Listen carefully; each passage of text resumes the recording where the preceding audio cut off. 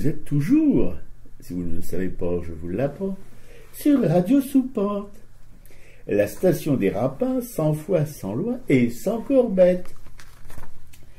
L'émission du 13 novembre 2018, le fond de l'air est agréable, on dira ça comme ça. L'émission arcaille, parce que le diffuseur a changé, mais pour l'émission, hein, bon.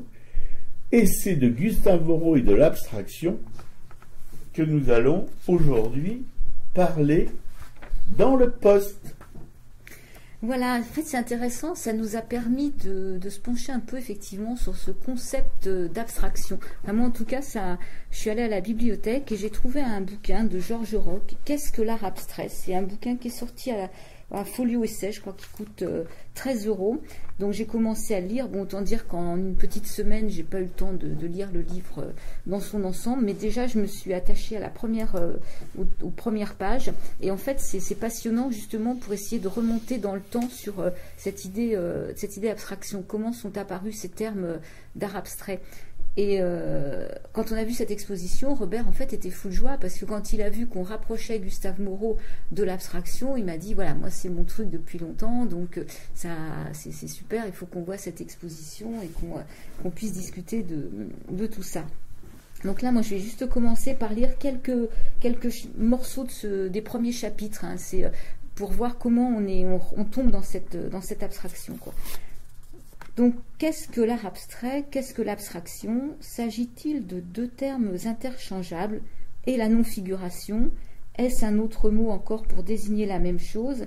Et enfin, l'art non-objectif, autant de termes que l'on utilise souvent comme s'ils étaient équivalents et en se gardant bien d'ordinaire d'en préciser le sens.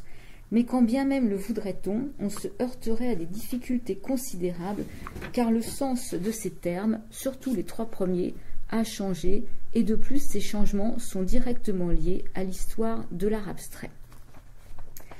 Si l'idée d'abstraction a une longue histoire en philosophie et en esthétique, on sait moins en revanche qu'elle faisait déjà partie, avec différentes significations, du vocabulaire artistique dans la seconde moitié du XIXe siècle. Aussi n'est-il pas inutile de commencer par défricher un peu ce terrain, à la fois pour comprendre ce que les artistes entendaient par abstraction dans les années 1880, et aussi pour contribuer par la même occasion à disqualifier l'idée selon laquelle l'abstraction étant un concept philosophique aurait été pour les artistes une pièce rapportée. C'est pourquoi il est important de donner un premier aperçu de la façon dont deux artistes utilisaient le vocable.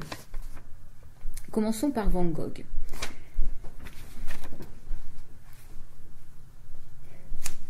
Pour ce dernier, le terme abstraction est souvent utilisé dans un sens psychologique, en particulier celui de rêveur. Par moments, on pourrait bien être un peu abstrait, un peu rêveur. Il y en a qui deviennent un peu trop abstrait, un peu trop rêveur. Cela m'arrive à moi peut-être. Ce sens du terme était, soit dit en passant, courant à l'époque. Il correspond au 9e sens d'abstraction pour le lettré.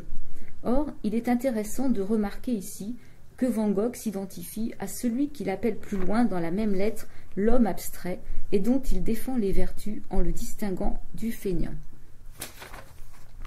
Ensuite, passons à Gauguin. Qu'en est-il à présent de Gauguin? Alors voilà ce que Gauguin écrit. J'ai fait un portrait de moi pour Vincent qui me l'avait demandé. C'est, je crois, une de mes meilleures choses. Absolument incompréhensible, par exemple, tellement il est abstrait. Tête de bandit, au premier abord, un Jean Valjean, Les Misérables, personnifiant aussi un peintre impressionniste, déconsidéré et portant toujours une chaîne pour le monde. Le dessin en est tout à fait spécial, abstraction complète. Les yeux, la bouche et le nez sont comme des fleurs de tapis persan, personnifiant aussi le côté symbolique. La couleur est une couleur assez loin de la nature, figurez-vous un vague souvenir de la poterie tordue par le grand feu. L'abstraction pour Gauguin est dans cette riche description considérée comme tout à fait positive. Le peintre en est fier et la revendique comme une de ses meilleures œuvres, alors même qu'elle rend par ailleurs la toile incompréhensible. Signalons à ce propos que l'une des acceptions d'abstrait au XIXe siècle était justement difficile à saisir, à pénétrer. Littré, abstrait, 8e signification. Elle se conjugue bien avec le manque de lisibilité d'une œuvre dans laquelle l'aspect mimétique a été délibérément négligé. Alors, en quoi y a-t-il cependant abstraction? D'abord par l'éloignement de la nature, dont le peintre fait état à propos de la couleur de la peau, remplacée par celle d'une poterie tordue par le grand feu, et c'est là, du reste, un des sens du terme les plus fréquents chez Gauguin, et sur lesquels je reviendrai. Voilà, mais pour l'instant, il importe de souligner que l'éloignement de la nature est la conséquence d'une attitude, celle qui consiste à mettre l'accent non seulement sur les couleurs, mais aussi sur les lignes. Le dessin en est tout à fait spécial, abstraction complète. Ce propos rejoint un lieu commun de la critique à l'époque, soit l'idée que la ligne est une abstraction, et sur lesquelles je m'étendrai longtemps dans un chapitre différent. Quant à la référence aux fleurs dans les tapis persans, elle renvoie aux arts décoratifs qui seront envisagés plus tard comme une des sources de l'abstraction. Là, je saute quelques pages. Pour y voir plus clair, il est sans doute nécessaire d'opérer une brève incursion dans le domaine de l'esthétique. L'idée d'abstraction a été associée depuis le XVIIIe siècle au beau idéal, ce qui est d'autant plus compréhensible que cette beauté idéale, comme son nom l'indique, n'existe pas comme telle dans la nature, d'où elle doit être littéralement abstraite. Pour Reynolds, par exemple, la beauté idéale consiste à expurger la nature de toutes ses imperfections, de toutes ses difformités accidentelles, en réduisant sa diversité à une idée abstraite. Là, je saute encore quelques pages, et là, justement, le chapitre suivant est consacré à Courbet, qui, lui, a une vie complètement différente. Voilà ce que dit Courbet. L'art en peinture ne saurait consister que dans la représentation des objets visibles et tangibles pour l'artiste. Je tiens aussi que la peinture est un art essentiellement concret et ne peut consister que dans la représentation des choses réelles et existantes. C'est une langue toute physique qui se compose pour mot de tous les objets physiques. Un objet abstrait, non visible, non existant n'est pas du domaine de la peinture. Le beau est dans la nature et se rencontre dans la réalité sous les formes les plus diverses. Voilà, donc je vais m'arrêter là dans la lecture, mais ce qui est important, c'est qu'on voit que justement, dès le départ, il y a eu cette notion d'abstrait avec des connotations qui pouvaient être parfois positives et parfois négatives. Donc après, le chapitre suivant sera consacré aux fauves, et très important, justement, ces fauves aussi, qu'on a considérés aussi comme des abstraits.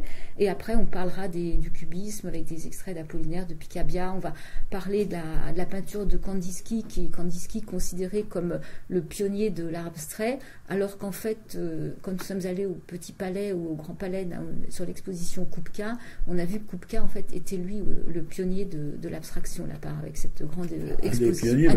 Apparemment, il y a beaucoup de pionniers. Il y a beaucoup de pionniers. Et en fait, justement, quand je repense à l'exposition sur Kupka, ce qui est intéressant, c'est que là, il parle des arts déco comme un peu base de départ, justement, de l'abstraction. Et Kupka avait ce parcours d'illustrateur d'art décoratif. Oui. Il y a des passages que tu as lus qui sont assez convaincants, mais quand même, qui posent des bases assez sûres. Il y en a d'autres qui sont un peu, comment dirais-je, par exemple, c'est un point de vue, comme Courbet, qui lui reste vraiment basique.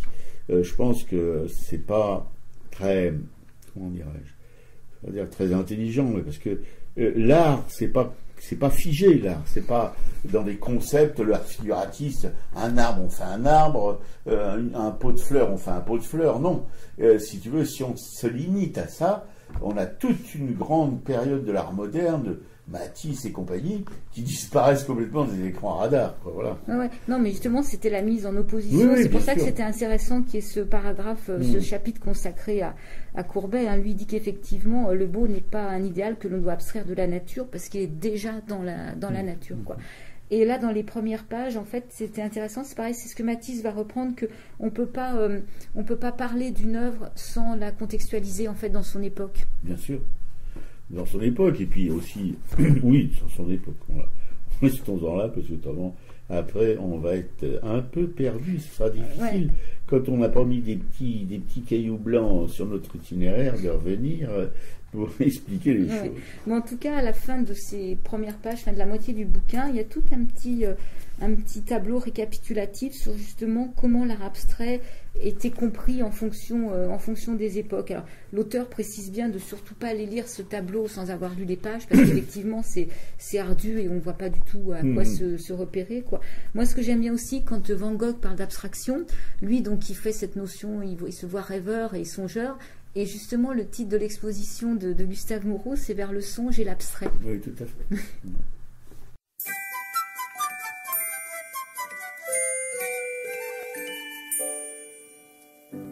Quand on est tout blasé, quand on a tout usé, le vin, l'amour, les cartes, quand on a perdu le vice des bisques, les crevisses, des rillettes de la Sarthe, quand la vue d'un striptease vous fait dire quelle bêtise, vont-ils trouver autre chose? Il reste encore un truc qui n'est jamais caduque pour voir la vie en rose. Une bonne paire de claques dans la gueule, un grand coup de savate dans les fesses, un marron sur les mandibules, ça vous fait une deuxième jeunesse. Une bonne paire de claques dans la gueule, un direct au creux de l'estomac, les orteils coincés sous une meule, un coup de pompe en plein tagada. S'enterre tout, la drogue et l'aspirine, les épinards, la chenouf et la badoie. C'est bien plus bad que le foie d'entérine, car c'est moins cher et ça n'alourdit pas. Une bonne paire de claques dans la gueule et la vie reprend tout son prix. Chaque matin, quand on se sent seul, claquons-nous la gueule entre amis. Quand elle a foutu le camp en emportant l'argent et la machine à coudre, en vous laissant l'évier plein de vaisselle pas lavée et le sel dans le sucre en poudre. Quand votre meilleur copain téléphone le lendemain en disant « Viens la reprendre », on ricane et l'on pense « Attends un peu Hortense, qu'est-ce que tu vas prendre ?» Une bonne paire de claques dans la gueule, un grand coup de savate dans les fesses, un marron sur les mandibules, ça te fera une deuxième jeunesse. Une bonne paire de claques dans la gueule, un direct au creux de l'estomac, les orteils coincés sous une meule, un coup de pompe en plein tagada. Tu t'ennuyais dans ma petite chambre, tu soupirais, tu voulais du nouveau. Dorénavant, de janvier à décembre, compte sur moi pour t'offrir un gogo.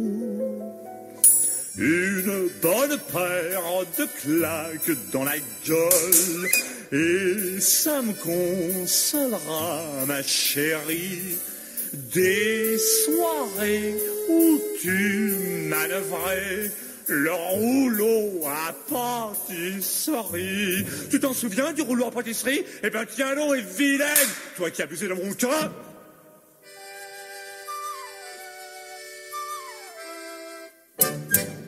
Une bonne paire de claques, Boris Vian. Ne me regarde pas comme ça. Le Vigico et le Broyal, j'ai l'impression que je vais en ramasser une tout à l'heure.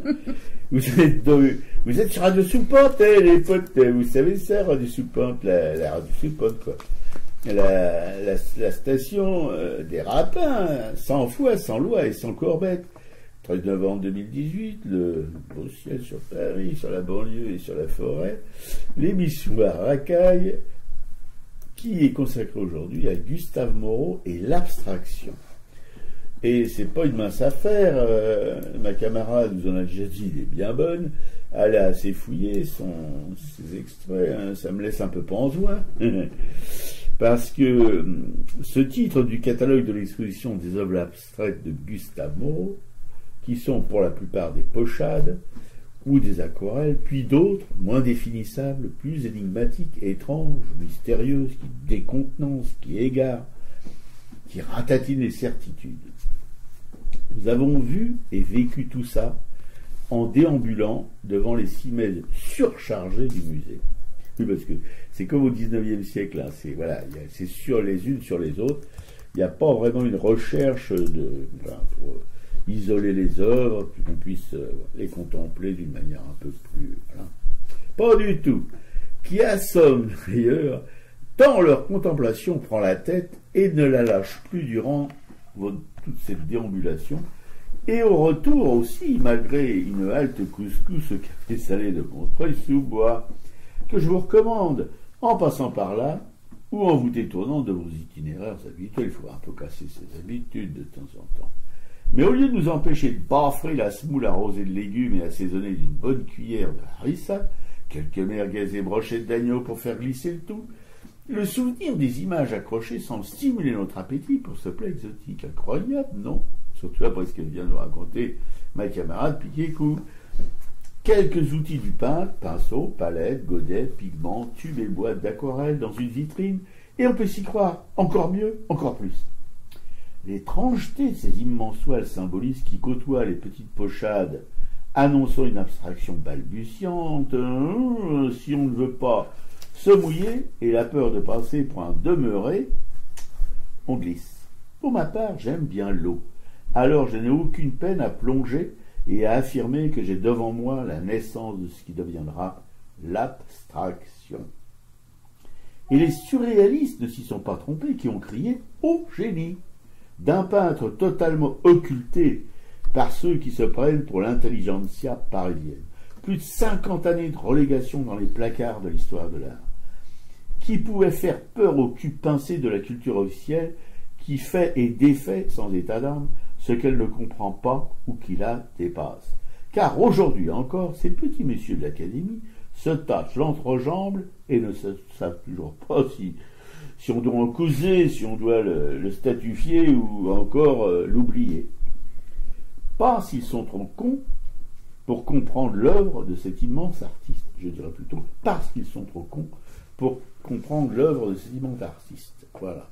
Qui a quand même, dans sa petite vie d'artiste, barbouillé 2500 pièces. 25 000. Pardon, tu m'oublies un zéro. Non, parce que je vais devant mes yeux, et à chaque fois que je vois ces 25 000 œuvres, alors peinture géante ou miniature, dessins par milliers, gravures, sculptures, en 72 ans, d'un labeur inouï. Enfin, il faut retirer quand même la petite enfance. Hein. Ils ont 60 ans, quoi. Ouais, quelque chose comme ça. Et toujours au même endroit, rue de la Rochefoucauld.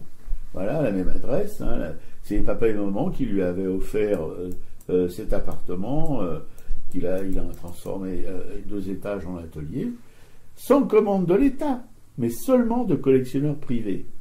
Et déjà, je fatigue à l'évocation de ces milliers et milliers d'œuvres qu'il a fait naître dans sa vie d'artiste. Vous imaginez l'abstraction? Vous imaginez? Qui va se ramener son petit cul tout rose au début du XIXe siècle, Kandinsky, Kupka, Mondrian et Malevich. D'autres aux États-Unis, en Europe plus tard, en France, après la dernière boucherie mondiale. On est toujours un peu en retard. Mais, non, on n'est pas toujours en retard, puisque Moreau l'avait fait au XIXe siècle. Mais on peut aussi évoquer l'art des tribus amérindiennes et d'autres peuplades vivant à des époques reculées de l'histoire de l'humanité. Hein? Et eux aussi faisaient de l'art abstrait. La naissance d'une forme d'expression artistique revêt de multiples aspects et provient de multiples sources aussi. C'est un peu ce que racontait ma camarade Pichot, mais moi je suis un peu rocker. Voilà. Alors, s'il vous plaît, camarades auditrices, auditeurs de cette émission artistique un petit peu déjantée, pas de fixette. Et ce qui nous occupe dans cette émission sur l'abstraction formulée et formalisée par Gustave Moreau, c'est presque plus l'artiste que l'art, car c'est un bonhomme, il faut dire que, voilà, il ne faut surtout pas l'oublier, donné naissance à au moins 2 grands artistes du XXe siècle, Matisse et Rouault, qui ont tous les 2 déconstruit l'Académie, si vous voulez, peut-être Matisse encore plus que Rouault, mais Rouault quand même Il n'y a rien d'académique dans sa peinture, on peut pas dire, hein, quand même. Voilà. Ouais, Matisse, même plus, hein, je crois. Il avait 125 élèves et au premier salon des Fauves, les 3/4 des exposants étaient des élèves de Moreau. Quoi. Voilà, c'est ça. Voilà. Oui, parce que comme l'a un petit peu évoqué ma camarade dans son billet, très riche, très fourni, voilà, c'est qu'il y a aussi les descendants, si vous voulez, les élèves de Gustave Moreau, qui sont devenus des Fauves, qui sont... Et tout ce mouvement révolutionnaire, en quelque sorte, car c'est une révolution, à la fin du 19e siècle, au début du 20e, c'est quand même ce petit bonhomme, parce que c'était un petit bonhomme, il était d'une santé pas très, très belle santé, je ne sais pas comment on dit, enfin, bref, qui n'a eu qu'une femme dans sa vie. Sa meilleure amie. Sa meilleure amie, oui, parce qu'il avait maman qui était là. Et alors, il ne voulait pas dire à sa maman qu'il avait une maîtresse. Et donc, il a logé sa maîtresse à côté de sa maison où il y avait maman. Et il allait la voir quand il sortait de son atelier. Tu sais, il pouvait aller voir sa maîtresse. Il est toujours resté très fidèle à cette maîtresse. Et quand elle est morte, il en a pris un sacré coup dans la gueule. Voilà. D'ailleurs, il y a des pièces de sa maison qui lui est consacrée. C'est le petit salon et il a remis des peintures qu'il lui avait offertes. Enfin, il a vraiment fait un espèce d'hôtel dans cette petite pièce, quoi. Oui. Alexandrine Durieux. Oui, c'est très bien cette évocation d'un hôtel. Voilà. Vous voyez c'est pas la peine. Il était une tenue pas du tout artistique, très classique, etc. C'est pas la peine d'avoir des cheveux fous, de fumer des pétards et de se faire des branlettes en plein air, qui fait que vous êtes un artiste ou vous êtes un génie. Hein. Non. Ça va au-delà de tout ça. C'est surtout un travail acharné. Je dis 60 ans de travail acharné, quoi. Voilà. Et sans aucun secours de l'État, comme le font les artistes contemporains, qui sans l'État, je pense qu'ils viendraient, les pauvres, tant mieux pour eux. Okay. Voilà. Non, lui, toute seule, hein, il s'est fait son petit boulot. Voilà, ces tartines impressionnantes qui sont à peine finies, dont on voit les ébauches, qui sont effectivement des ébauches complètement abstraites. Alors, un peu l'énigme, la difficulté, enfin, c'est de faire la part des choses. Qu'est-ce qui est purement abstrait dans ces ébauches, ou qu'est-ce qui est purement ébauche qu'on prend pour de l'abstrait, etc. Alors là, on peut décliner ça à l'infini, quoi. Mais quand même, parce que même quand il fait d'abord ses ébauches, ses études, il fait des dizaines et des centaines de dessins avant de commencer une œuvre, et puis après il la reproduit, il la redessine. Il faut faire des trucs qui font 3 mètres de haut sur 2 mètres de large, voilà. Mais vraiment, moi j'essaie d'imaginer le bonhomme au boulot, je ne peux pas l'imaginer. C'est quelque chose d'inimaginable, parce qu'il n'avait pas de nègre qui l'aidait, quoi. C'était pas Michel-Ange, hein, il n'avait pas besoin de Grouillot, il faisait tout ça tout seul. Et alors c'est quand il se met à l'œuvre pour laquelle il a fait toutes ses études, ses ébauches, abstraites ou pas abstraites, peu importe, ses recherches de couleurs, parce qu'il faisait beaucoup de recherches de couleurs à l'aquarelle. Il attaque, mais il y a des phases de son travail où il retourne dans l'abstraction avant, si vous voulez, de peaufiner, de faire. Ah, parce qu'il revient. Et écoutez, on regardait ça avec ma camarade, mais on le sait, mais à chaque fois, ça nous stupéfie toujours autant. On voit, il décide à la plume, par-dessus le départ de son œuvre, c'est-à-dire par-dessus une ébauche qui flirtait avec l'abstraction, il redessinait plein de petites choses, mais c'est inouï à la plume. Et c'est un dessin parfait. Il utilisait aussi beaucoup les calques, etc., etc.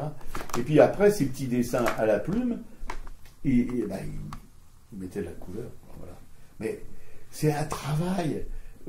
Moi, je croyais que c'était les tapissiers qui avaient le travail le plus dingo de toute les créations plastiques, mais je pense que Gustave Moreau, c'est encore pire. Ouais, non, c'est impressionnant, effectivement, tout ce travail.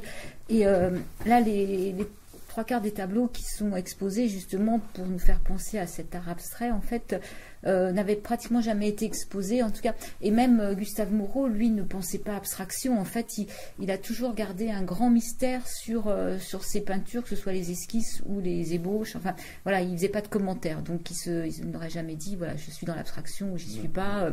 Voilà. Il y avait un fond, effectivement. Il y a ce travail sur la couleur et après, il y a un dessin. Mais c'est vrai que ce qui est important, c'est ce gros travail de couleur au départ.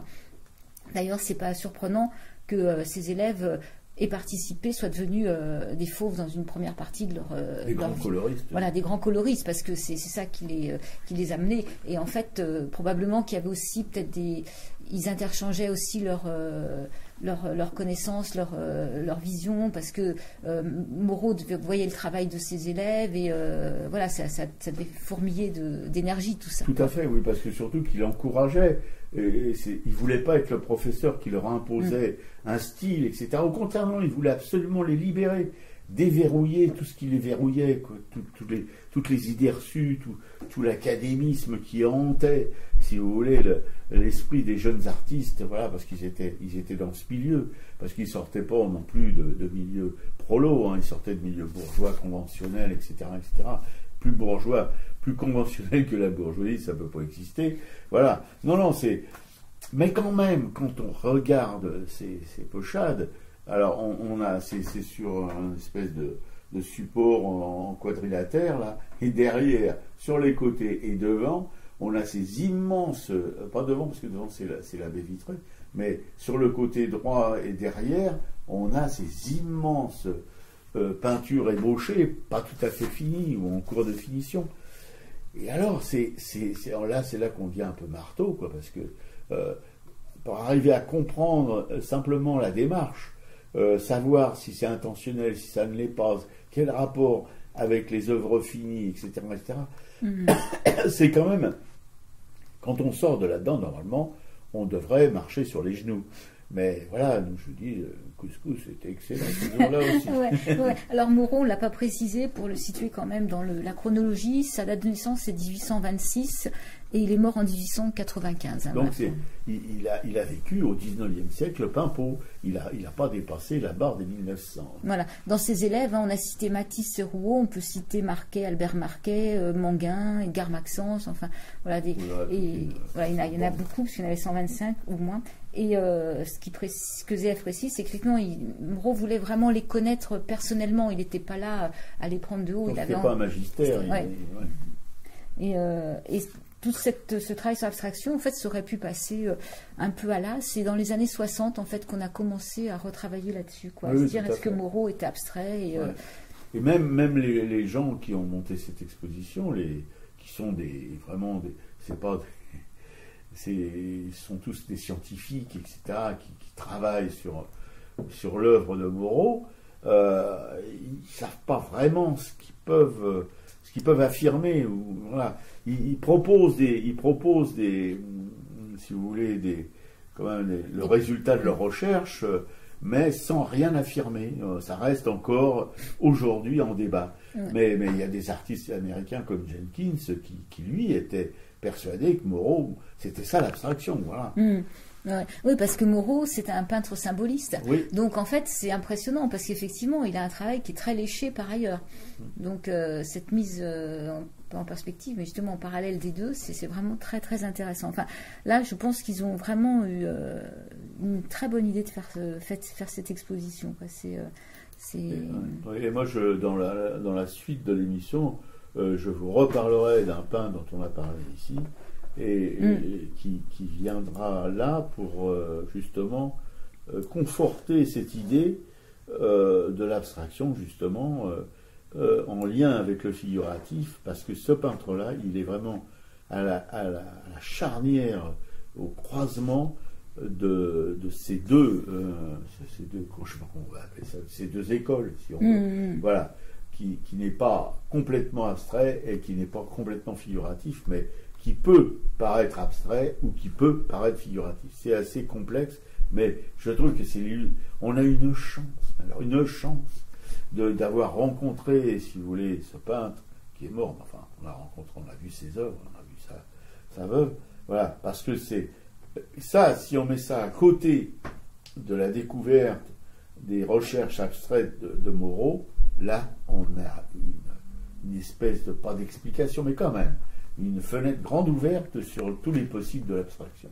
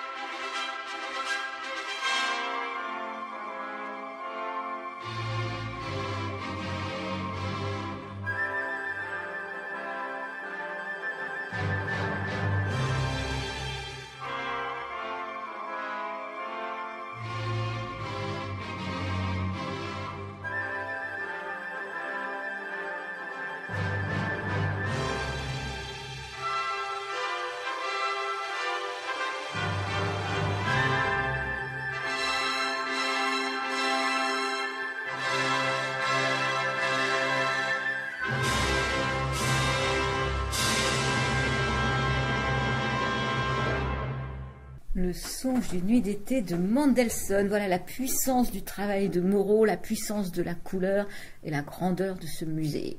Et la verticalité. Parce qu'on s'est rendu compte que ces pochades abstraites, mais alors vraiment on ne peut pas dire que là ça flotte pas, on a pour d'hésitation, elles sont toutes verticales. Voilà, c'est la verticalité, mais en même temps, Moreau peint sur des formats verticaux. Il peint rarement des choses sur des formats à l'italienne, mais c'est plutôt à la française, en hauteur, voilà, verticaux. Et c'est ce qu'on a remarqué, évidemment, mais ça, si vous voulez, il y a une telle puissance dans certaines de ces pochades, et un tel foisonnement de couleurs, que on ne savait pas vraiment si on devait trouver une chansonnette ou autre chose pour signifier, si vous voulez, l'émotion qu'on s'est pris plein pot en regardant ces pochades. C'est pour ça qu'on a choisi le songe d'une nuit d'été qui nous a semblé correspondre à ce qu'on ressentait. Ouais, donc on a voyagé dans cette exposition effectivement sur ces ébauches, ces esquisses qui pour certaines allaient devenir des tableaux où il y a plusieurs esquisses des fois d'un même tableau et des fois il y a même des difficultés à retrouver quel sera le tableau au final. Hein. Donc quand il y a une forme de personnage, on reconnaît une robe rouge, on reconnaît quelque chose. Donc là ils pensaient que ça allait être une ébauche pour tel ou tel tableau, mais des fois c'était pas le cas.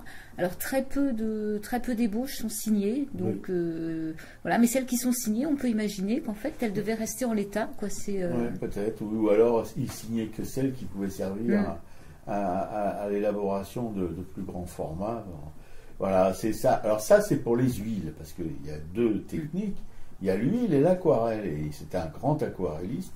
D'ailleurs, il y a dans une salle du musée, c'est la salle du bas, je pense, du premier étage, il y a une vitrine consacrée à des outils de Gustave Moreau, dont des pinceaux, il faut voir, c'est des doubles zéros, des triples zéros, hein, c'est vraiment le minimum de poils sur un pinceau, et puis des boîtes d'aquarelle, et puis des palettes, parce qu'il y a des boîtes palettes aussi, Mais en plus de ça, il y avait une palette en porcelaine, il y a des godets, il y a des pigments, il y a tout un petit attirail, il y a des couteaux.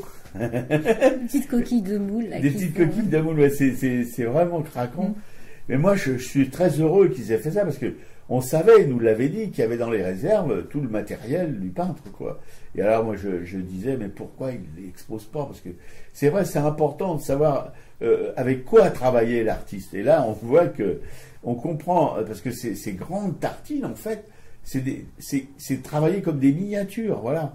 Il n'y a pas de grosses brosses Spalder, hein, comme certains peintres contemporains. Non, non, voilà, c'est craquant, c'est précieux, c'est comme un peu de la bijouterie, de l'orfèvrerie. Ouais, il y a tout un panneau là avec, ils appellent la salle, la tâche qui fait sens. Et là, en fait, c'est tous ces essais de couleurs. Ouais. Donc ça, c'est de l'aquarelle et de la gouache. Hein, et ouais. En fait, effectivement, donc ça fait des petites taches un peu partout. Certaines, j'ai même l'impression que le papier avait été replié en deux pour faire comme un miroir. Ouais, tout à fait. Et alors, je sais pas si après, ils s'en servaient effectivement après sur ces si, toiles, probablement, si. Oui, parce qu'il se servait même de ces essais de couleurs qui pouvaient l'inspirer pour justement des compositions, qui pouvaient surtout pour l'inspirer pour la mise en place dans ces grands formats des masses de couleurs, de la composition, etc. Parce que ces pochettes, pas forcément l'aquarelle, parce que là c'était plus une recherche de couleurs, l'aquarelle, pas comme les huiles, qui n'était pas une recherche de couleur, mais je pense plutôt une recherche de forme, de composition, etc. Parce que il y avait des pochades à l'huile qui étaient très structurées, etc. Où on retrouvait une composition, et ça devait énormément l'aider, parce que c'est pas évident, quand vous avez un truc de 3,50 m ou 4 mètres de haut devant vous, de poser la composition comme ça, voilà, et hop, on y va. Non, c'est ça. Par contre, les aquarelles, effectivement, c'était plus de la recherche de couleurs pures, mais, enfin, c'est ce qu'ils disent, en tout cas dans le catalogue, qui pouvait aussi lui servir de base pour créer des compositions, mais surtout influencées par les taches de couleurs. Voilà. Ouais, il y en a un que j'avais mis sur la présentation du blog, là c'est la tentation de Saint-Antoine, et là en fait c'est quand même, là c'est très abstrait, c'est-à-dire que c'est vraiment un mélange de... Très foisonnant. Très foisonnant, ouais, sur ces aquarelles, et là en explication ils expliquent que le Saint-Ermite est en proie à des visions fantastiques figurées par un tourbillon de couleurs. Voilà, que cette œuvre illustre parfaitement le concept de la tâche qu'il fait sens. Voilà, c'est ça. Ouais. Non, c'est... et alors, je voudrais revenir sur ce que j'ai commencé à vous dire à propos d'un peintre. Alors, je vais vous délivrer son nom tout de suite, c'est Raymond Imbert, dont nous sommes allés voir l'œuvre dans un petit village de Bourgogne, qui s'appelle comment déjà ? La Duze. La Duze. La Duze, on l'a rencontré. Enfin, vous devez vous souvenir quand même, non ? Bon, on va tout répéter. Sa compagne, Jacqueline, voilà. Lui, il est mort assez jeune, à 58 ans, on pense d'épuisement. Et sa femme, Jacqueline, elle doit avoir quel âge aujourd'hui ? 80 et quelques. Voilà, qui vit et qui consacre sa vie depuis la disparition de son compagnon si vous voulez, à montrer son œuvre, à perpétuer en tout cas la mémoire de son œuvre, etc., etc. Et là, on a rencontré une œuvre, justement, il y a beaucoup d'œuvres dans ce que je raconte, une œuvre abstraite. Au premier regard, c'est purement abstrait. Non, c'est pas l'impression que tu as eue ? Complètement. Complètement. Mais un abstrait qui bouge. C'est pas des aplats, ça foisonne. C'est une forêt vierge, un taillis, un buisson, tout ce que vous voulez. Et alors, une des particularités de cet artiste que je considère comme un artiste majeur, pour ma part, faut pas non plus, on vous répétera encore une fois, mais on en reparlera de cet artiste, parce qu'on n'a pas fini d'en faire le tour, qui a été quand même prix de Rome à 24 ans, je crois, ou quelque chose comme ça, premier prix de Rome, qui est parti 3 ans là-bas en relégation artistique, ce que lui et sa compagne n'ont pas supporté. C'était le père Balthus qui était directeur de la Villa Médicis à cette époque-là. Et il n'a rien gardé de ce qu'il a pu faire là-bas. Voilà, pour vous dire que ça l'a passionné. Bon, ça c'est un petit retour sur, comme ça, en arrière, quoi, un flashback. Mais, une de ces choses que je trouve absolument extraordinaire chez lui, c'est qu'il peignait sur le motif. C'était pas un peintre d'atelier, pas un peintre de chevalet, il n'avait pas de chevalet. Il peignait aussi, il y en a dans son atelier pour présenter son travail, mais je pense que ça n'a servi qu'à ça. Et il posait des grands formats de papier sur le sol, et paf, alors lui il était devant son jardin de la Duze, un jardin assez magnifique, assez luxuriant, etc. Ou alors ils allaient au bord de la mer, à Portspoder, voilà. Bon, je ne vais pas recommencer tout ce que je vous avais raconté, mais c'était pour dire que on est là, si vous voulez, au premier regard, encore une fois, dans la pure abstraction. Si on s'attarde devant une œuvre, comme j'ai essayé de le faire, peu à peu se dégage une image figurative. Voilà. Mais il faut mettre de la bonne volonté. Hein. Mais c'est vraiment ça. Et alors, je trouve que c'est quelque chose de... C'est ce qui fait, si vous voulez, que avec ce travail, on puisse approcher l'abstraction d'une manière, comment on pourrait dire, humaine, quoi, à la portée de tout le monde. Voilà, il est le chaînon manquant. Voilà, pour moi, c'est ça. C'est pour ça que je considère que c'est un peintre très important, puisqu'il réconcilie d'une certaine manière l'abstraction qui a été conchiée ou magnifiée par l'histoire de l'art avec la figuration. La figuration libre, évidemment, pas avec la figuration académique. Hein. Voilà, c'est ça. Et à partir de là, pour ça aussi que j'étais enthousiaste pour aller voir l'exposition de Moreau, c'est que je pouvais, dans ma tête en tout cas, rapprocher les deux œuvres et faire dans ma tête, encore une fois, vraiment une espèce de... C'est là que j'ai compris l'abstraction, en tout cas. Voilà ce que je veux dire. Avant, j'avais jamais compris, j'avais pas compris l'abstraction. Je pensais que c'était des barbouilleurs, voilà, qui passaient leur temps justement à barbouiller, mais c'est pas du tout ça l'abstraction. L'abstraction, c'est quelque chose de vraiment, contrairement à ce que dit Courbet, c'est quelque chose de concret. Ouais, complètement. Et là, ce qu'on voit aussi, il y avait trois tableaux. Ça, t'as moins aimé, c'était des tableaux sur fond bleu. Alors, c'est des cartons qui étaient bleus. Et en fait, ces cartons n'avaient jamais été exposés auparavant. Donc, voilà, là, c'est pareil, il y a de la couleur dessus. Et beaucoup de matière. Il y a pas mal de... Ouais, il y a des gros aplats. Et il y en a certaines, est-ce qu'ils se demandent si c'est pas des plantes marines qui auraient servi pour un tableau de Galatée plus tard? Oui, tout à fait, oui. Alors là, par contre, c'est pas rigide du tout, comme les autres compositions. Ça part un peu en flamme, mais toujours dans la hauteur. Voilà, là, c'est assez particulier et très intéressant aussi. Et là, on pourrait faire presque un parallèle avec le travail de Raymond Imbert, certains de ses travaux en tout cas. Voilà. Ouais, il y a aussi une salle à la peinture comme champ coloré. Et un des tableaux marquants, c'est justement, toi tu m'as dit, on dirait du Rothko, et effectivement. Oui, tout à fait. Oui. Il y a les aplats de couleurs avec un fond très clair. Il y a un rectangle clair au milieu de larges bandes plus marron, un petit peu brunes en fait. Ouais. Et d'ailleurs, dans le catalogue, là, vers la sortie, vers le songe et l'abstrait, les commissaires de l'expo, les scientifiques, ils évoquent effectivement Rothko, ils évoquent beaucoup de peintres abstraits modernes qu'on peut rattacher à ce travail qui tend vers l'abstraction de Moreau. Voilà, c'est confirmé en tout cas par des... Et tous ces peintres américains, ils connaissaient Moreau, comme par hasard. Parce que Moreau, il a eu plus de succès aux États-Unis, un petit peu comme Rosa Bonheur, tous ces gens-là. Et il y a des artistes français dont les Américains... Enfin, évidemment, c'est pas les Américains de l'Amérique profonde, ceux qui votent Trump, mais bon, on va pas non plus les accabler, parce que bon, c'est pas tout à fait de leur faute s'ils sont comme ça.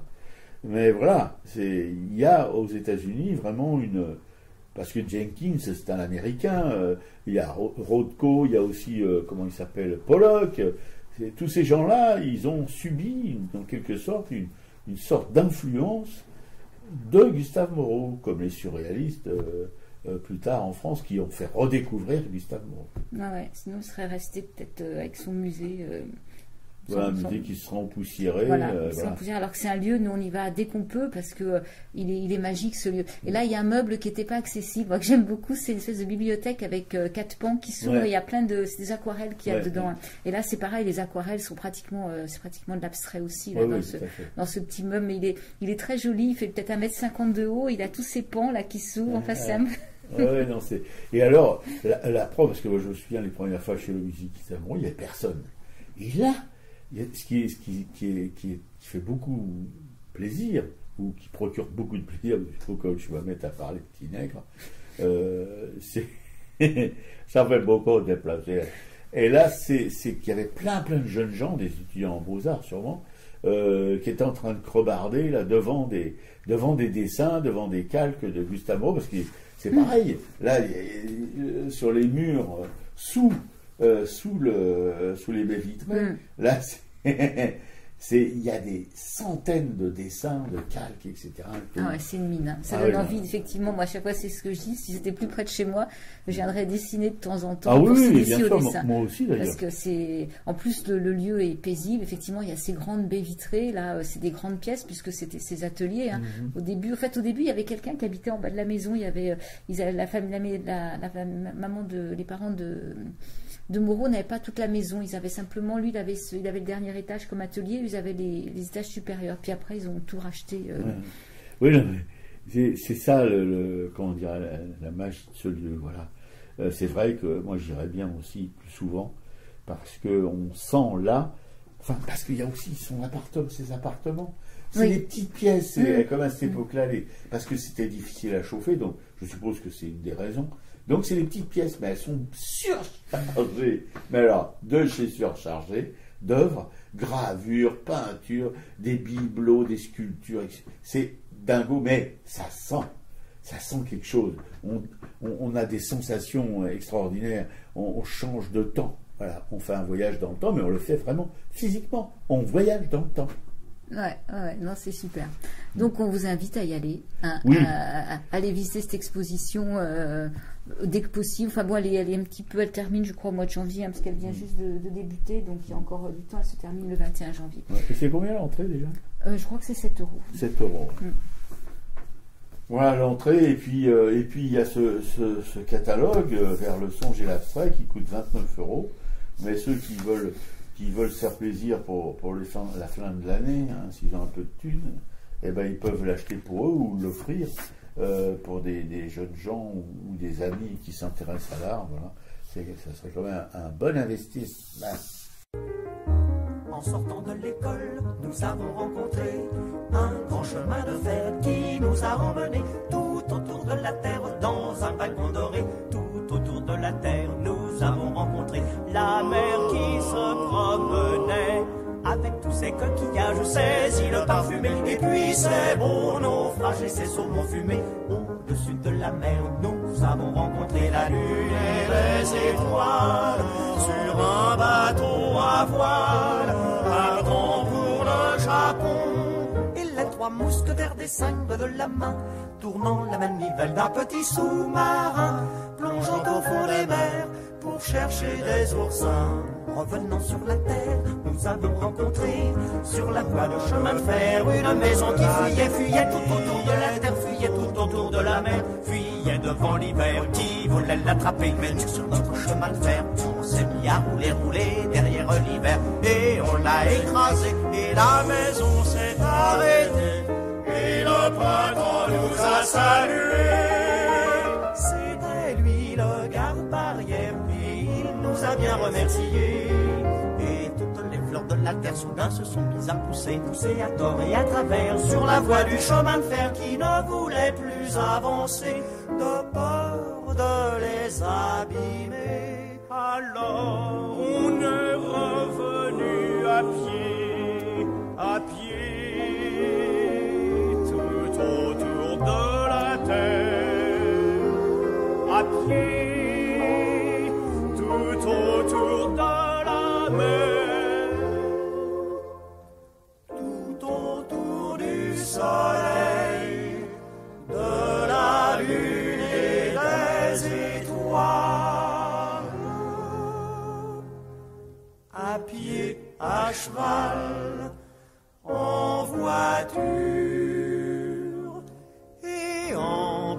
bateau à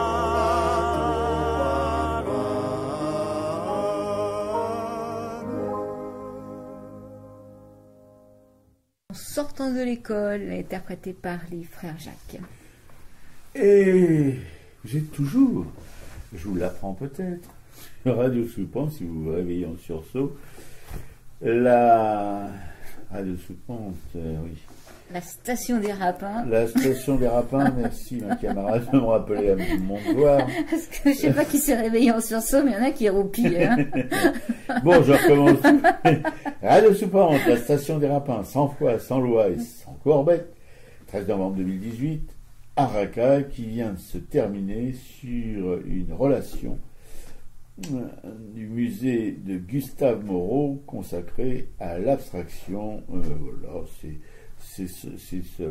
le titre du catalogue, c'est Vers le songe et l'abstrait. Voilà, donc c'est une exposition qu'on peut voir jusqu'au 21 janvier. Le musée Gustave Moreau, c'est 14 rue de la Rochefoucauld, dans le 9e arrondissement. Pour y aller, bon, on peut descendre, nous descendons au métro Pigalle, et là on descend la rue Pigalle, et on prend la rue de la Rochefoucauld, et c'est tout bon. Oui, ça va très vite, hein, c'est à quelques centaines de mètres, c'est pas très loin. Ouais, une autre exposition, on a reçu de la doc cette semaine, c'est à l'association pour l'estampe et l'art populaire, c'est au 49 bis rue des Cascades, là c'est au métro Jourdain dans le 20e arrondissement, c'est Lampedusa ou le passage de la mer, ce sont des gravures de Christine Gendre-Bergère, qui sont exposés du 16 au 25 novembre, tous les jours de 15h à 20h, avec un vernissage le jeudi 15. Et Christine Gendre-Bergère, nous l'avions croisée quand à la Fondation Taylor, quand nous étions allés voir le travail de Thierry Morciot. On avait rencontré des graveurs belges et justement, parmi ces graveurs belges, il y en a un qui connaissait Christine Gendre qui était aussi présente.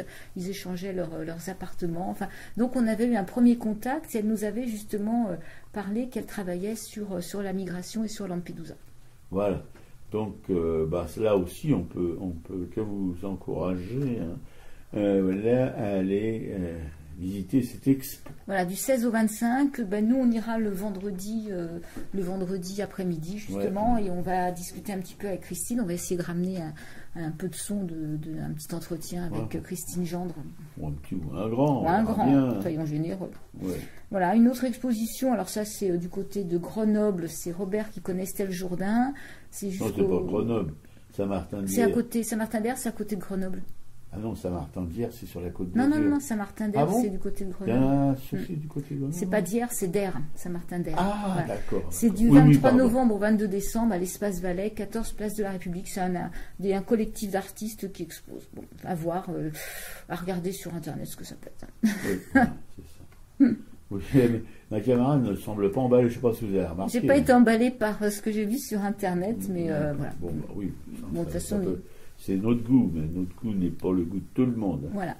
Culturel de la semaine, Robert, film qu'on est allé voir, Samuniro, de Stefano Savona. Oui, alors là, je pense que c'est le pire qu'on ait vu sur la Palestine depuis qu'on s'intéresse à cette histoire tragique de ce petit peuple sous le joug de l'occupation israélienne, voilà. Ce sont des... Voilà où on voit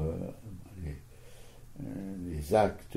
Alors c'est intéressant parce que c'est un mélange d'images, d'archives, de fiction et de dessins.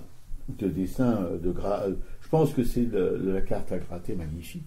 Voilà, sur une petite ville de la bande de Gaza, ou un quartier plutôt de la bande de Gaza. Oui, un quartier. Oui, Samouni, justement, c'est un quartier, effectivement, un quartier. On est en 2009, hein, après Plomb Durci, donc on va voyager entre ce qui s'est passé avant et après, parce qu'il y a un des frères qui va se marier, en fait, et on voit comment ce village va être complètement bombardé pendant la guerre, et on va suivre un peu l'histoire d'une famille nombreuse, puisque c'est un papa qui a eu 2 femmes, donc elles ont eu chacune 7 enfants, et on va suivre un petit peu tous ces enfants-là, donc comment ils ont vécu la guerre, comment ils se sont réfugiés, comment leur maison a été bombardée, comment après ils continuent de revivre, comment une petite fille Amal qui qui est très touchante, sur laquelle commence ce film. Bon, elle sera malheureusement frappée par un obus, mais elle va pouvoir être soignée, donc un éclat d'obus, donc elle va retrouver la vue qu'elle avait perdue, et ça se termine sur le mariage d'un des frères, et ça fait quand même du bien, ça se termine sur de la musique et sur de la joie, parce que effectivement, c'est très très dur. Ça a été fait à partir, d'images d'archives, même de la Croix-Rouge. On voit comment en fait on peut tirer sur les villages, avec quelle précision précision pas tant que ça, puisqu'ils soi-disant ils identifient donc ce sont les frères, là, ils identifient les frères et ils disent on voit des hommes armés. En fait, ce qu'ils ne sont pas du tout armés, ils essayent de prendre des morceaux de palissade pour faire du feu. Donc ils ne sont pas du tout armés. Mais... Non, et c'est un quartier très paisible qui avait toujours été épargné par la guerre. Quand il y avait une colonie israélienne à Gaza, là, je ne sais plus quel nom de la colonie, et ils étaient très très copains avec les gens du kibbutz, etc. Enfin, c'est peut-être pas un kibbutz, mais une colonie. Non, c'est une colonie. Ouais. Et ils comprenaient pas ce qui leur arrivait parce qu'ils n'avaient jamais rien fait de particulier. Et pourquoi on s'en prenait à eux? Et donc ils ont eu un temps avant de comprendre que oui, c'est eux qu'on bombardait, que c'était pas un accident parce que ça a duré quand même un certain temps. Voilà. Il faisait confiance, si vous voulez, aux Israéliens, d'une certaine manière. Ils savaient bien que c'était des gens qui les occupaient, etc. La preuve, c'est que dans une séquence de film, ils sont réfugiés dans leur maison, évidemment, ils sortent pas avec les bombardements et tout ça, et ils entendent toquer à la porte, et c'est les soldats israéliens qui leur demandent d'ouvrir. Ils veulent voir le chef de famille. Alors il y a le fils aîné de la famille qui dit à son père, je vais y aller papa. Son père dit non, tu n'iras pas, c'est moi qui vais. Et il y va, il ouvre la porte et aussi sec il y a 2-3 soldats qui lui déchargent leur fusil dans le corps, voilà, et il meurt évidemment sur le coup. Et voilà, c'est parce qu'il était inconcevable pour lui que s'il ouvrait, on allait le tuer. Voilà. Pour vous dire le degré de conscience ou d'inconscience de ces gens-là. Ouais, non, c'est un beau film, même la partie animation, moi j'ai vraiment trouvé très belle, très belle, qui retrace en fait ce qu'on n'a pas pu filmer, quoi. Non, c'est quelque chose, si vous voulez, il faut vraiment, je ne sais pas comment dire les choses pour qu'elles soient compréhensibles, mais voilà, c'est pas possible de regarder ça sans en être complètement ratatiné moralement, quoi. Parce qu'on voit, quand on sait en tout cas ce que subissent ces gens-là depuis 70 ans, on se dit que c'est pas possible que encore aujourd'hui il y en a qui croient qu'ils peuvent faire confiance, si vous voulez, à l'armée israélienne, quoi, comme cette famille semblait le faire, en tout cas les adultes. Voilà. Alors ça leur a coûté une hécatombe de membres de la famille durant ce plomb durci de mes deux là. Voilà. Cette petite fille qui est très jolie et qui, comme l'a expliqué ma camarade Picou, qui deviendra aveugle. Et ils ont réussi à la faire emmener en Arabie Saoudite ou dans les Émirats, je ne sais plus où, pour la faire soigner, parce qu'autrement elle serait toujours aveugle. Voilà. Parce qu'il y a un éclat de vue qui était rentré dans la tête et qui s'était mis entre le nerf optique et le globe oculaire. Ou le cerveau, je ne sais plus. Et voilà, non, parce qu'il y a la cavité de l'œil, je ne suis pas chirurgien, je ne suis pas anatomiste non plus. Enfin bref, elle était aveugle, voilà, tout dire.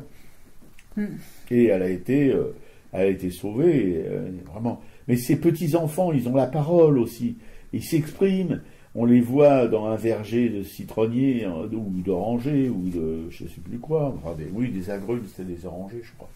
En train de manger des oranges qui leur appartiennent, c'est leur terrain, mais aussi leur terrain, il a subi des dégâts, il a été bombardé.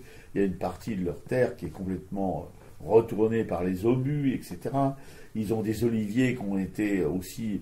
Ils avaient une belle olivier qui a été saccagée. Il leur reste 4 oliviers. Mais il y a surtout ce sycomore dont le film commence sur l'emplacement du sycomore. Voilà. La petite fille prend sa craie et par terre ou son caillou et elle dit ici il y avait le sycomore. Ouais. Et le sycomore était vraiment très important dans la famille. C'est un lieu de rassemblement. Enfin, c'était l'arbre à palabre qui est en Afrique, quoi. Voilà. Et ce sycomore, évidemment, il y a une bombe qui est tombée dessus, et puis il n'y a plus de sycomore, quoi, voilà. Mais c'est intentionnel, ça, parce que comme il nous précise que l'armée israélienne, elle sait ce qu'elle fait, qu'elle vise les choses au point où il faut, etc., etc. Voilà, ça a foutu le sycomore en l'air. Ouais.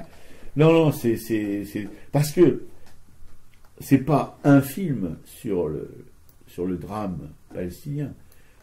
Il y a des films comme ça, c'est 70 ans d'occupation, de massacres, etc., où on rase les villages, où on rase les olivets, les vergers, où on vole les terres pour implanter des colonies, etc. 70 ans, voilà. Et ben ça en est une illustration, mais c'est pas tout. Voilà. Ce que j'ai regardé sur France 2, alors malheureusement, je crois que les épisodes vont plus être disponibles, ou alors pas les 2 premiers en tout cas, c'est Victor Hugo, Ennemi d'État. Ouais. Alors c'était passionnant parce qu'en fait c'est des années 1848 à 1852, donc on est pile à la période de 48 qui est une révolution, et où Victor Hugo, qui était bonapartiste, en fait va basculer, donc il va d'abord rentrer au Parti de l'Ordre, et puis il va rentrer à la montagne pour terminer Ennemi d'État quand il y a le coup d'État de Napoléon Bonaparte, quoi. Donc c'est vraiment, historiquement, c'est passionnant. C'est Isabelle Carré qui fait sa maîtresse Juliette Drouet, elle est parfaite. Et donc on voit cet homme politique, donc il y a des discours, ce qu'il fait à l'Assemblée, des discours sur la misère, voilà, c'est poignant quand même. On voit sa vie d'amoureux, on voit la vie avec sa femme, avec ses enfants, ses fils qui sont aussi, surtout un de ses premiers fils qui lui déjà n'était pas bonapartiste, était déjà engagé dans les causes sociales. Voilà, ces 2 fils, donc quand ils vont créer ce journal, l'événement, on voit sa fille Adèle on voit par moments sa fille Adèle. Donc c'est vraiment en 4 épisodes. Là, c'était vraiment une belle série. J'espère qu'elle sera disponible sur YouTube pour ceux qui l'ont loupé sur France 2. Quoi. Oui, parce que vraiment, ça réconcilie avec certains grands hommes qu'on a pu considérer déconsidérés, alors que vraiment, voilà. Moi aussi, ça donne de l'espoir.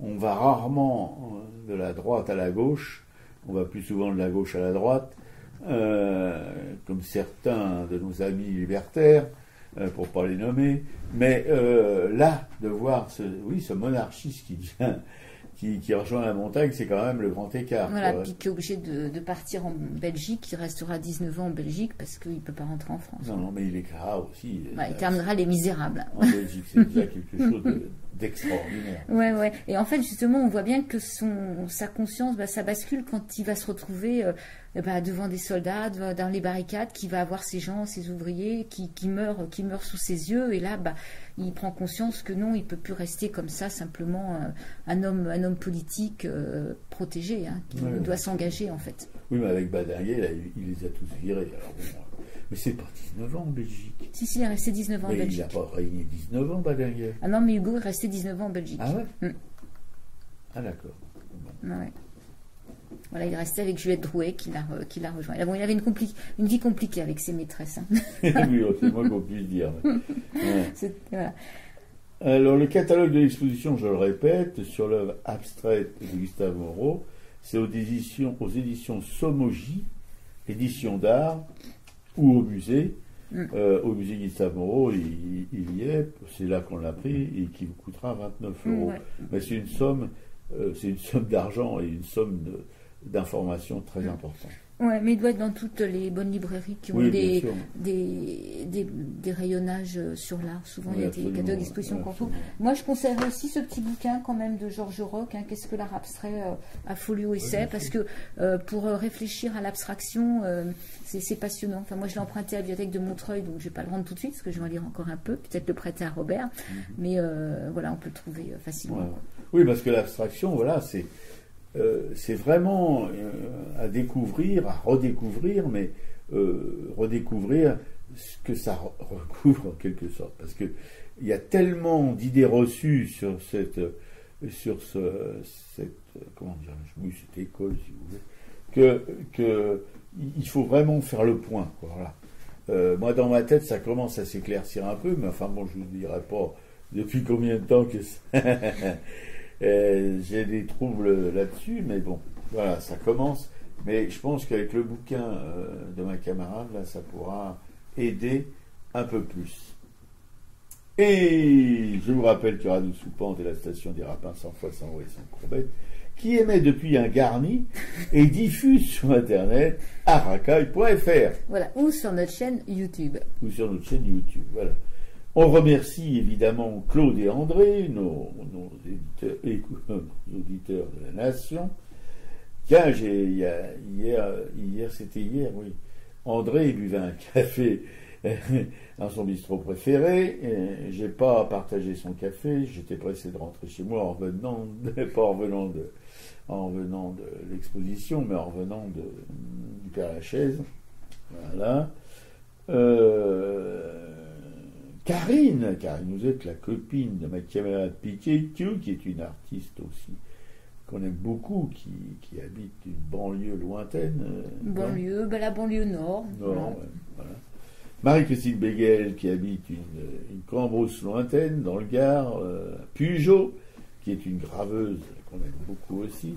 Christiane, qui fait le ménage dans une librairie anarchiste bien connue, du côté de la République, si vous voyez ce que je veux dire, et qu'on aime beaucoup aussi, qui est une femme remarquable. Voilà tout ce qu'on ne peut voir pas non plus, parce que ça risque de la gêner si on lui fait trop de compliments, parce que c'est quelqu'un de très modeste aussi. Voilà, Claude et William, nos auditeurs bretons, fidèles auditeurs bretons, qui nous mettent un petit mot pour. Voilà, c'est vraiment. Non, ça nous touche parce que c'est rare les auditeurs qui mettent des petits mots. Hein? Jean-Paul Souvraz, notre peintre de Coup de Kercbranche, dans le Nord, à côté de Dunkerque, un peintre qu'on aime aussi beaucoup, son travail, mais lui aussi, c'est un être humain. Voilà, nous on aime aussi les êtres humains. Non, on n'est pas comme certains. Je ne vais pas ramer là-dessus. Bon. Claudine, c'est la copine de ma camarade Pichecou, une copine qui s'intéresse beaucoup à l'art et qui a une bibliothèque, je ne vous dis pas, qui me donne des boutons sur l'art, évidemment. Voilà. Annick, qui est une camarade qui jadis nous a fait des gâteaux excellents, qui est une militante de chez Militant, il faut la connaître, hein, c'est quelque chose, hein, c'est une personnalité. Et notre stalinien préféré, Jean-Claude, Jean Peluzzi du Val d'Oise, là on n'a plus très beaucoup de nouvelles en ce moment, c'est qui nous a mis aussi au placard, lui.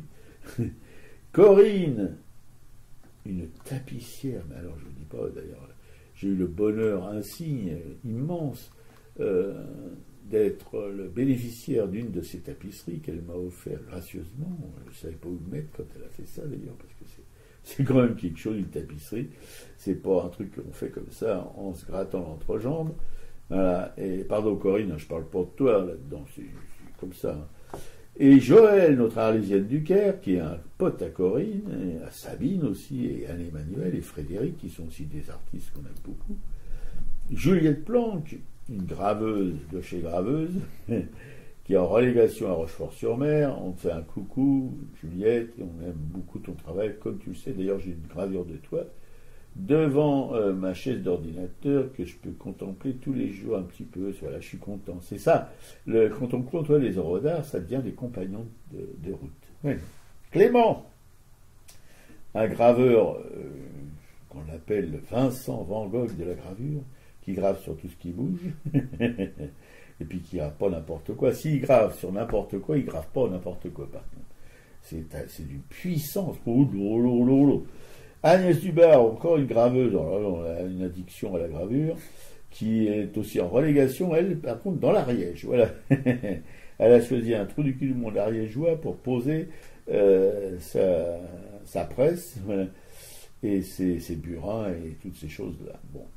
Frédé et Geneviève, des carnétistes trimulants, des dessinatrices émérites, dont on aime beaucoup les albums.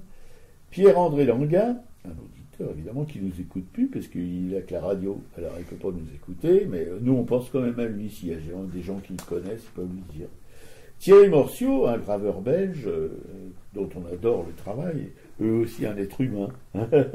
Quand ça va ensemble, nous on est très contents. L'art et l'humanité. Colette,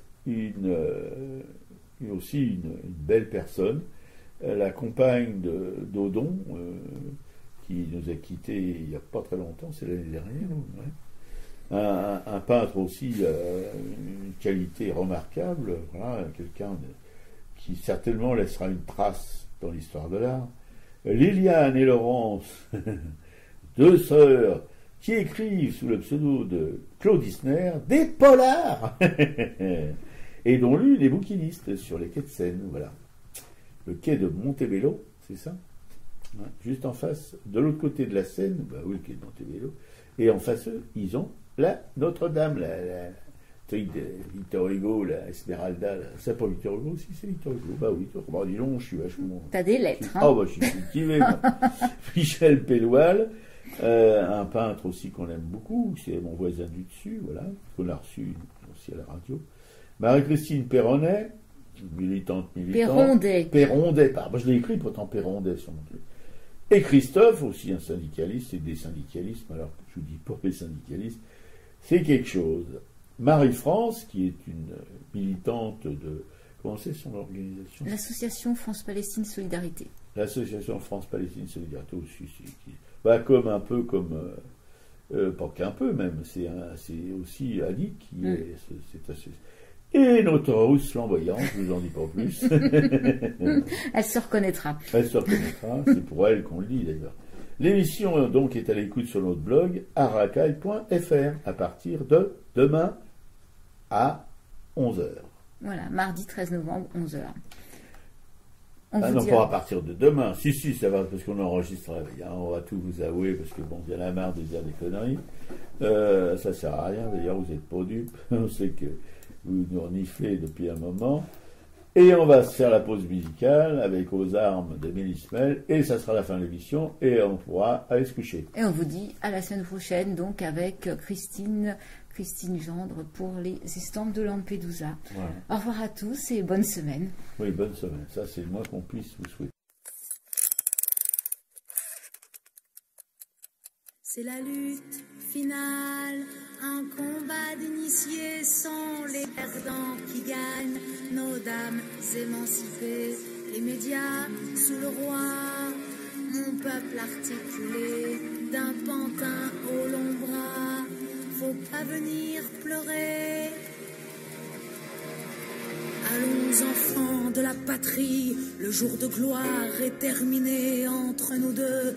La tyrannie sous l'étendard sang élevé, entendez-vous dans nos campagnes mugir nos pauvres de faim de froid, qu'ils viennent jusque dans vos bras, pleurer dans nos villes, nos sarcasmes aux armes,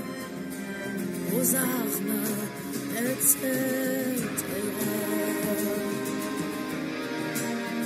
Que veut cette horde militaire de traîtres et de rois conjurés quand ils nous traînent, quand ils nous traitent de cons, de braves, de pauvres français quoi?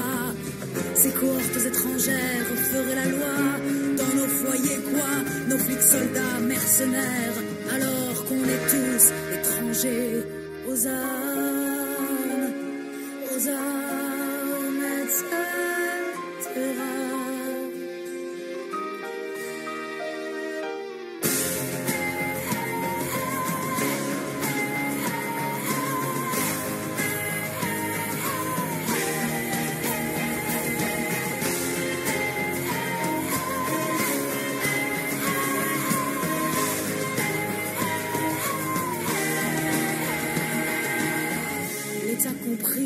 Et la loi triche, l'impôt se rit des malheureux, nul devoir ne s'impose aux riches, le droit du pauvre est un mot creux, des preuves qui se ramassent à l'appel, l'égalité n'existe pas de droit sans devoir, dit-elle, égaux à la naissance parfois, liberté, liberté chérie, ceux qu'on la thune